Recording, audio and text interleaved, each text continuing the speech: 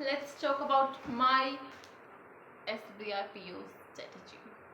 अभी 7 दिन बचे हुए हैं, ऑलमोस्ट 7-8 दिन बचे हुए हैं.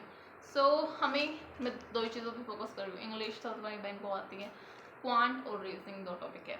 रीजनिंग के लिए मुझे पजल पे ज़्यादा ध्यान देने की जरूरत है. मिसलेनियस आता है, सो मिसलेनियस आता है तो उसकी प्रैक्टिस स्मोक में हो जाएगी, और जो पजल की प्रैक्टिस है वो पुनीत सर के साथ हो जाएगी उनका साथ. क्वांट की देखते हैं. DI, जैसा कि आशीष सर से इंस्पायर्ड है मेरी ये स्ट्रेटजी. DI 50-60 इतना मैं कर सकती हूँ. मोक 15-20 आराम से हो जाएंगे. मोक तो देना काफ़ी आसान है, लेकिन उसका एनालिसिस करना इज़ मोर डिफ़िकल्ट.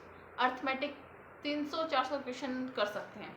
आज मैंने करे थे 50 एजेस के क्वेश्चन करे थे, 5 DI करी थी और 10 करे थे मेंस के क्वेश्चन करे थे. तो अभी मुझे मेंस को होल्ड करने की ज़रूरत है और सिर्फ प्री पे ध्यान देते हैं. Let's go and enjoy the flow guys. Hi, so today is day 29 of our mission RRB series.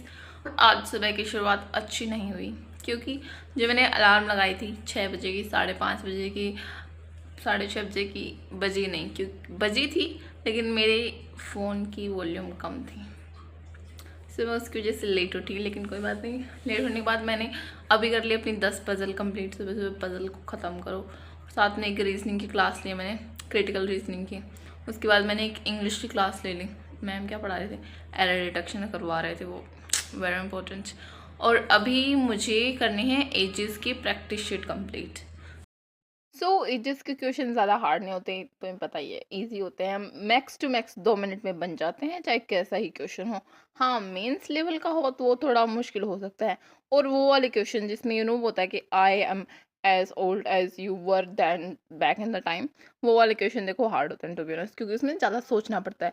लेकिन जब आपका टाइमर चल रहा है तो वही बात है ना, जब टाइमर चल रहा होता है तो दिमाग नहीं चलता, तो इसीलिए वो हार्ड लगते हैं. वो होती तो आसान ही है. सो यस, ये किया हमने.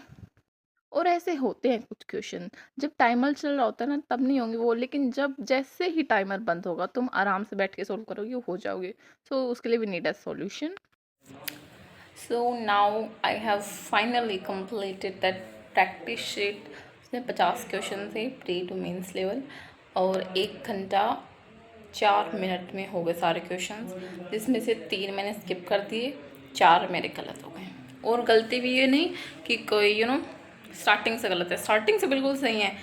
बस वही है, 5 जोड़ना था 5 घटा दिया, क्यूब रूट निकालना था स्क्वायर कर दिया. तभी मैं सोचूँ इतनी बड़ी स्क्वायर, मतलब इतनी ज़्यादा एज कैसे होती है किसी की.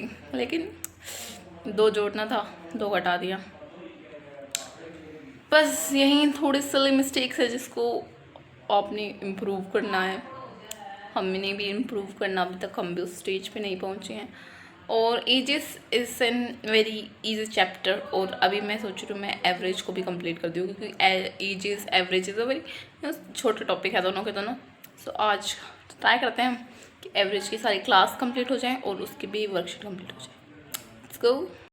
सो क्वांट का कोटा पूरा करने के बाद अब आ रही थी इंग्लिश ही. इंग्लिश में अभी मैं कर रही थी editorial.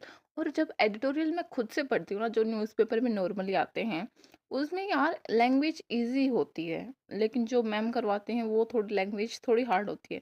So I guess this is like difference between जो यहाँ हमारे अखबार आता है और जो उनके पास आता है. आई डोंट नो, यही होगा रीज़न. नहीं तो यार मैंने नहीं देखी कि इतनी हार्ड वो कैप उसमें आ रही हो. ओके, सो उसके बाद हम आ गए अपनी स्टडी स्पेस में, जहाँ हमने करनी थी और पजल. क्योंकि मेरा एक टारगेट सेट कर रखा है मैंने कि इस महीने में इतनी पजल तो करनी करनी है, तो वो कंप्लीट नहीं हुई थी. और वो टारगेट डेडलाइन आ रही है, तो मैं फटाफट बस वही पजल कंप्लीट कर रही थी.